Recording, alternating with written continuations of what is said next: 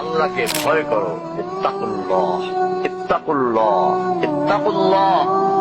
ওহে মুসলিম, তোমাকে আল্লাহর সামনে দাঁড়াতে হবে। তোমার হিসাব নেওয়ার জন্য আল্লাহই যথেষ্ট।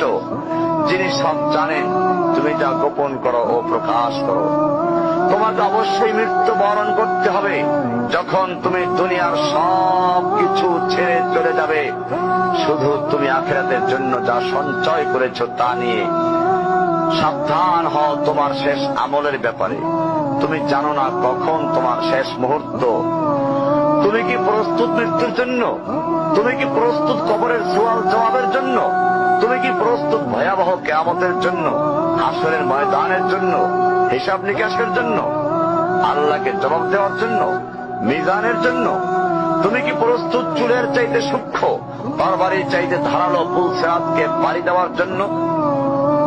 ভয়ঙ্কর তুমি জাহান্নামের ভয়ঙ্কর আযাব থেকে আত্মরক্ষার জন্য কাজ করছো তো? যার ইন্ধন মানুষ এবং পাথর, যার আগুন ভয়ঙ্কর উত্তাপ সম্পন্ন কালো বর্ণের, যা হৃদয় পর্যন্ত জ্বালিয়ে দেবে, এমন উত্তপ্ত পানি যা নারী ভুঁড়িকে বের করে দিবে। রয়েছে খাবারে হিসাবে জাক্কুম ও গলিত পুঁজ। জাহান্নাম অসম্ভব গভীর, ভয়াল জায়গা। কঠোর হৃদয় ফেরেশতারা নিযুক্ত, যেখানে শাস্তির মাত্রা বৃদ্ধির জন্য শরীরকে অনেক বড় করে দেওয়া হবে। চামড়াগুলো জ্বলে যাবে, বের হতে চাইবে, বের হতে পারবে না। মৃত্যুকে ডাকবে, মৃত্যু আসবে না। ভয়ঙ্কর শাস্তি যা অনন্তকাল ব্যাপী চলতে থাকবে।